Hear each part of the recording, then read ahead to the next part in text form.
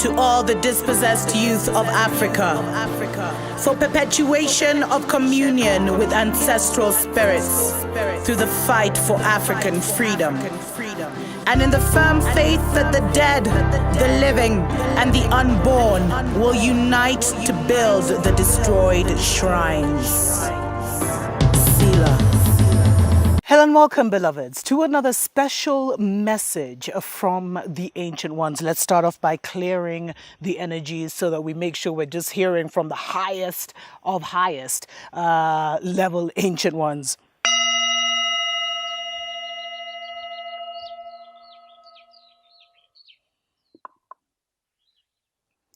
I really do pray that you are well in all your ways and that you're moving into living life truly, truly on your own terms. You know, this is a very special message for the chosen ones. And I know now everyone wants to feel like they're a chosen one, even unchosen ones are now choosing themselves. But you know, if you're a chosen one, because your life has literally been a living hell. You have been at war since day one. You came here for war. You came here for dominion. You came here to reclaim this planet. And you know, if that is your story, not everyone is a chosen one, beloveds. And there are also hierarchies to the chosen ones. There are different chosen ones here. There are the ancient ones that are back. There are living ancestors from here who achieved certain mastery or have certain keys that have come back. You know, there are angels that have come back, beings that have never been here but of the highest spiritual rank that have come here to gain information and to enrich their souls. So, you know, when we say the chosen one, it's not something, you know, there's many levels to it. And this is really for those highest level chosen ones, beloveds, because there's only really a handful of like messiahs here.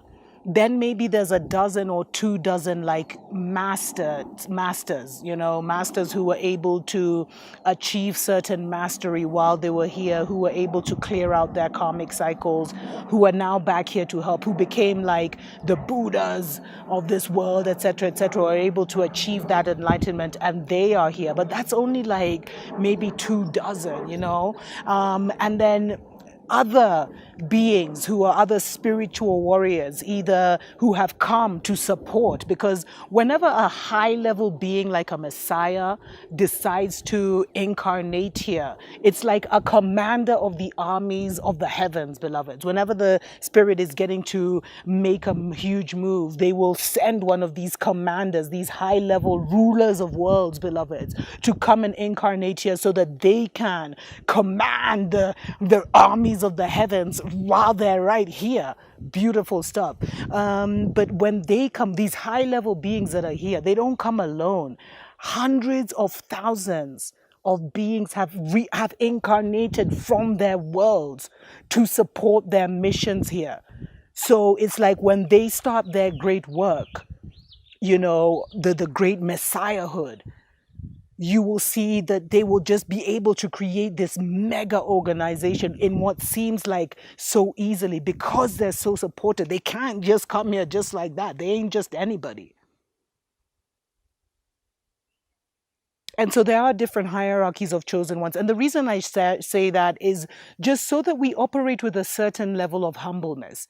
So that we think us chosen ones, we're not all the same. So we also have to treat one another, even if we're here as warriors to save the world and do this and do that. We have to first and foremost treat each other with the utmost respect, because I respect your gifts. I respect that you were chosen, that you received the letter too, you know, whether I'm a queen of a world and I received a letter from spirit to come and help with what's going on, and whether you just, you know, are a chief of a clan who achieved enlightenment back in the day and you also got the letter. We all got the same letter to come and participate in this great awakening and transition. So we have to treat each other with a certain level of humbleness. And that just happens naturally, especially when you get onto your awakening journey. That just happens naturally and you're able to tell. But the most important thing to recognize as a chosen one is that you got that letter. You were invited here. And because you were invited here, you literally cannot be taken out. because you are a guest of Mama Earth. You are a guest of, Gaia, this planet. You're her guest. And so she will ensure that you have the utmost security. And that's why when a lot of you look at your lives, there's been so much, that you're almost on your ninth life. You know what I mean? Like, there's been so much that you've averted, so many calamities you've averted. The end, the darts of the enemy always kind of just whizzed by you. You felt the wind of them as they passed by, and that may have made you feel kind of emotional, but it always missed you. Like, you've always had this really supernatural protection, and that wasn't just from Mama Earth, but you happen to be an anchor and an ambassador of your nation, of your kingdom or queendom, of your planet, of your plane, of your peoples. And so that also is an added layer of security. So you're not just walking around here, at the mercy of the karmic cycle, or at the mercy of this very low level reptilian, how do I even call it? Pyramids, controls, reptilian leadership. You're not under that. And that's why you've always felt a bit different, because you're not like everybody. And also, like, you're not in this, you're not in their rules, you're not in their system. So you're in this world, but you're not of this world. Like, there's a whole different code that applies to you. But it's all about here. If they get you thinking like you're just like everybody, then that code can't come into effect. Because I'm a guest of the state, as they could say, I'm a guest of the earth. They requested my presence here. Not a hair on my head will be touched. And another thing about being chosen, beloveds, it means like you didn't have to come back because you owe a debt, or because there's a lesson you didn't learn, or to close out a karmic cycle. No, you had already, if you had originally come from here, and many of us have reincarnated many times, but you had closed out all karmic cycles. So when you come here, the karmic wheel doesn't have anything on you, which is why you can avoid certain global hypnosis and psychosis and manipulation. Why you see what Babylon is playing at straight up, whereas most people will almost think you're a conspiracy theorist. Although it's funny, yesterday's conspiracy theorists are today's fact checkers. They're the ones who spilt the facts. They're looking like prophets out here. But as a chosen one, like, you didn't have to be here, beloveds. You don't have any debt to pay.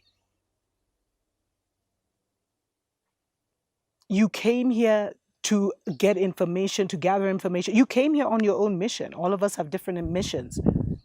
And that mission is between you and spirit, because there are also layers to our missions. But because you're not in the wheel of karma, then the God of this world, or of this age, I should say, the wicked one. Some call him Lucifer, some call him El. I mean, whoever you want to call him. Some call him Satan, the devil, whatever. The lower vibrational God of this world right now, God of this time, has nothing on you, because you're probably even of higher rank than him. And it is a him.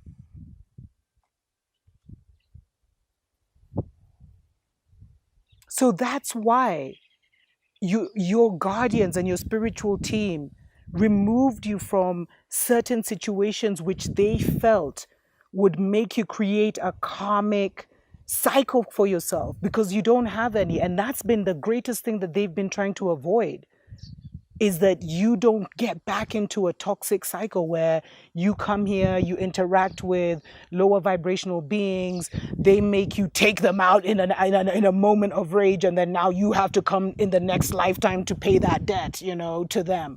They really have been trying, and that's why sometimes you'll feel like you were literally pulled out of a situation. That's why sometimes you'll be so angry, but you will literally won't even have the voice to speak or voice it, or to say something negative to that person, which would almost be like a curse, because you told, one of the agreements you made with your spiritual team is, yo, guys, I'm going once, but I don't know if I want to go again. So make sure that I don't incur any karma, that I leave with a clean slate again.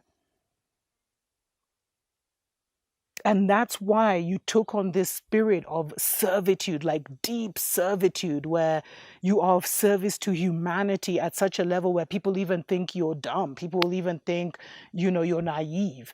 Like, why people won't understand that because that's the highest level of being, but they try and make it seem like you're the lowest because, you're just allowing, you're doing all these things for people. You're not taking revenge. You're all these things. But karma is there, so karma will take care of them.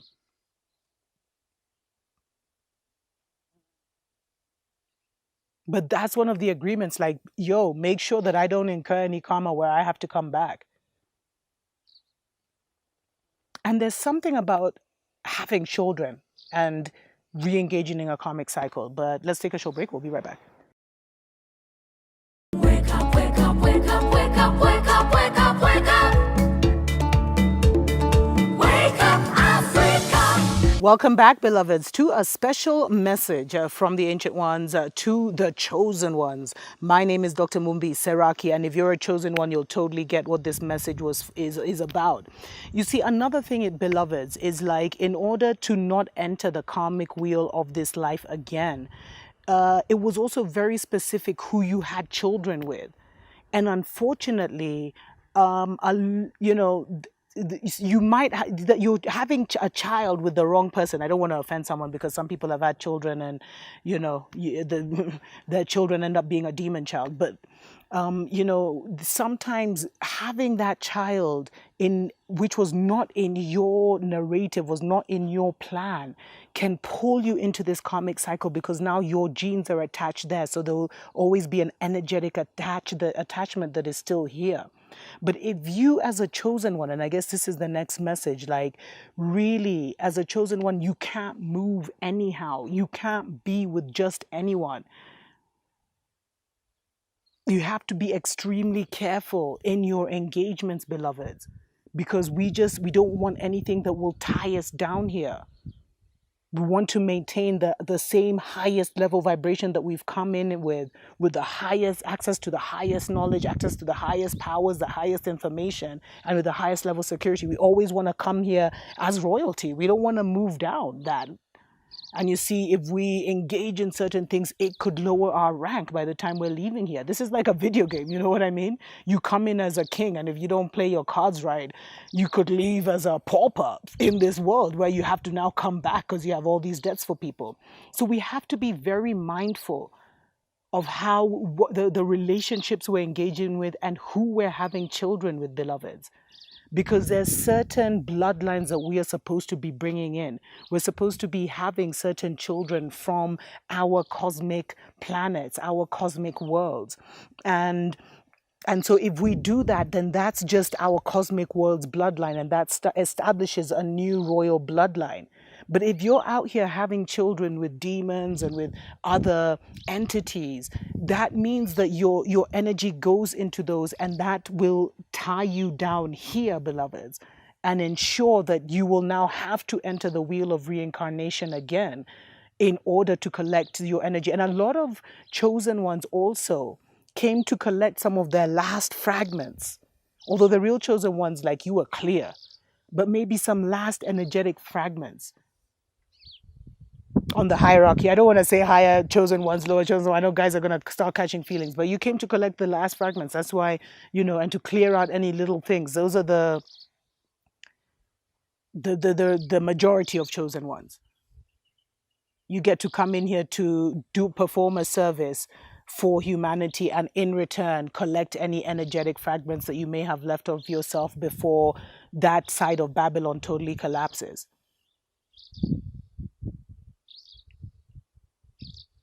But we have to be careful how we move.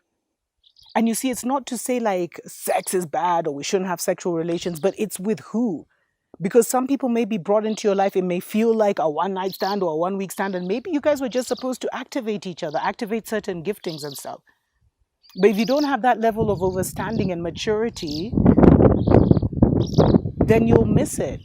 But there's some people who you've given your energy to, And you can call that energy back. But when it's a child, that's a whole different playing field where you're going to really have to ask your spiritual team how to move in that kind of situation.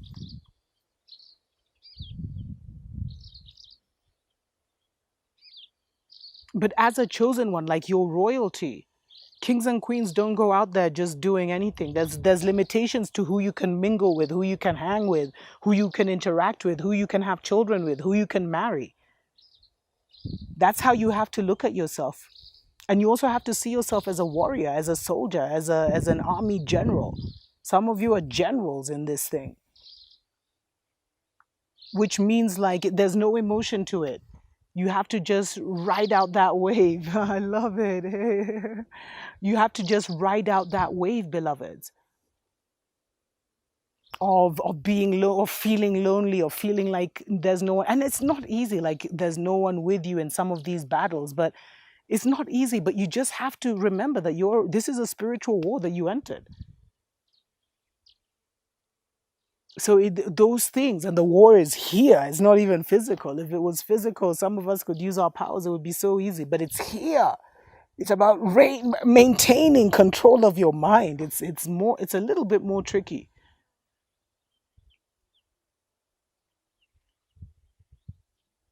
But if you're chosen, it's also time to now start to come into position. Start to wear that crown in public.